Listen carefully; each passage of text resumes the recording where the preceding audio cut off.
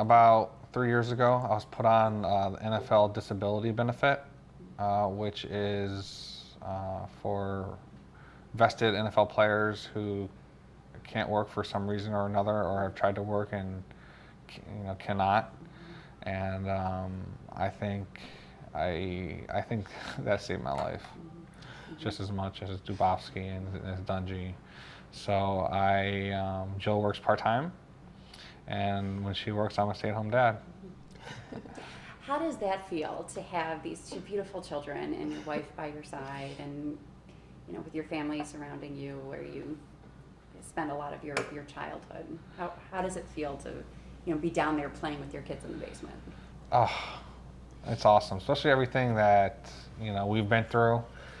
I just take a moment very often and thank God for another chance in life, and just look at them smile, and I smile, and just watch them play is such a gift. And even hearing them cry is okay. Even hearing them cry outside. You're here to hear them cry. I know Nana's outside taking care of them. Yeah. And we just being around family. My brother lives very close, and my parents live very close, and my sister lives in Cleveland, and my parents come in a lot. Jill's parents come visit a lot, and we go out there as much as possible. So life is good. What made you want to be so open about your mental illness? This is probably one of the toughest questions. Because when I was sick, one of the worst things was not being able to be open. Mm-hmm. I think the stigma surrounding mental illness and the secrecy that I lived and the shame was just as bad as the illness itself. I secluded myself in my house for 1.5 years because I was scared to death to tell people I had bipolar disorder, because I didn't know how, because no one talks about it. No one does, and still people don't. And when I talk to people about it, they still have a hard time talking about it. So when I started getting well again, I said, I want to do something about this. I want it to be okay to talk about bipolar disorder the same way it is to talk about cancer or diabetes. And it should. It's an illness. It's just an illness of the brain, and a lot of people suffer silently with it. Mm-hmm. And I feel like because too, like we were like keeping that secret, and I was keeping that secret because he was adamant about that. There was a lot more loss we suffered because of it. Friends, like losing touch with friends and just not staying connected, which is like vital to living. Being in touch with friends and feeling loved and appreciated. Mm-hmm. So. It's very successful people, I think that's one of the biggest things we've learned is just how many people we've come in contact with that suffer themselves and know people that suffered, and the stories that are out there, you just don't necessarily know about them. And for us, if we had a couple like us to talk to when he went through all that, it would have saved us a lot of heartache, I think. Given us hope, because we didn't know what life would look like. In hindsight, that's very good advice, knowing, find someone that you can talk to or relate to. Is there anything looking back that you could have done differently, or that you wish you would have done differently? The only thing I wish I would have done differently was, not the only, but one of the things is I wish I would have let my family in more. I think Jill and I both agree that we tried to hold it all in and be strong and not show that we were dealing with something so significant and so tough to deal with. And I wish that we would have just been more open with the family and talked about our struggles more. When did you start Fourth and Forever? What was your reason for doing that? Well, I started it Fourth and Forever back in 2013. I wanted to, one of the main reasons why I wanted to do it is I wanted to help fund research at the University at Buffalo for bipolar disorder, where Dr. Dubofsky works and is a professor. I also wanted to obviously raise awareness. And you also go and speak with many groups, and you've gone back to Sweet Home, I hear, to talk to kids also. What's that like for you? I love it. I truly, truly love the reactions I get. I'm helping, and I don't want to sound crazy, but I'm helping a lot of people.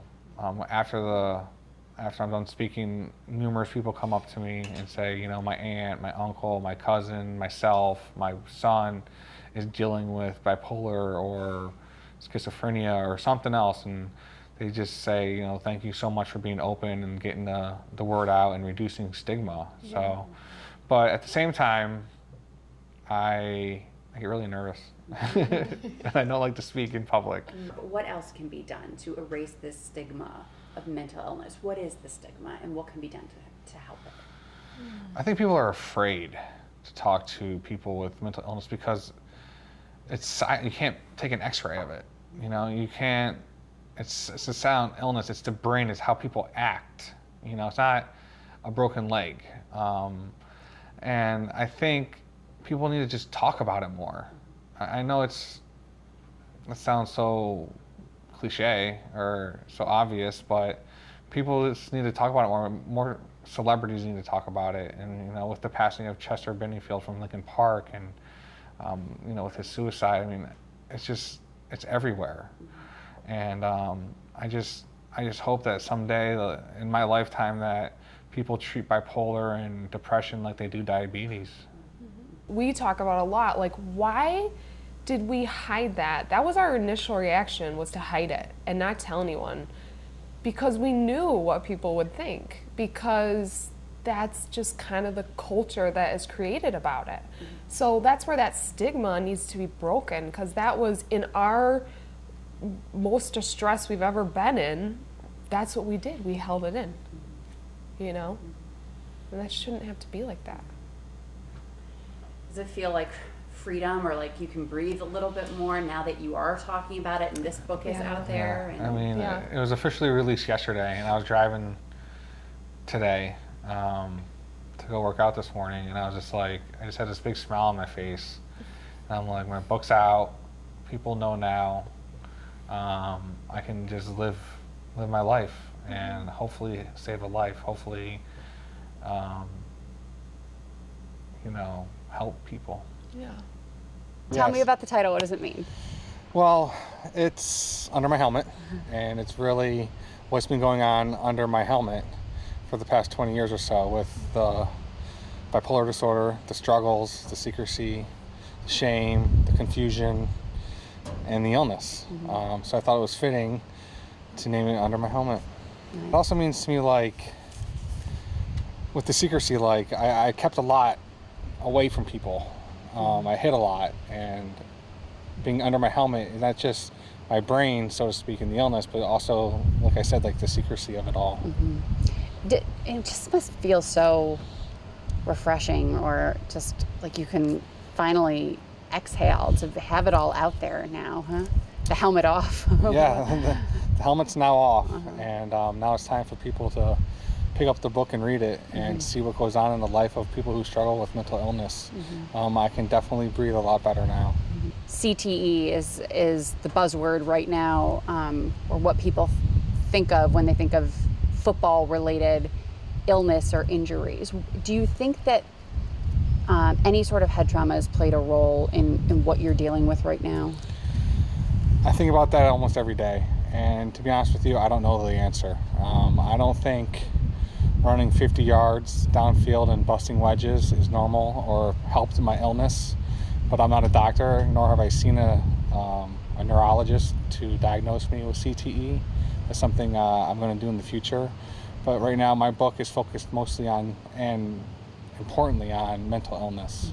It can happen to anybody. It's like you said, it's 1 in 4, any race, any creed, anybody. Everyone knows somebody, or someone has mental illness. It's so prevalent, yet it's so stigmatized and not talked about. And it's time to start speaking about it.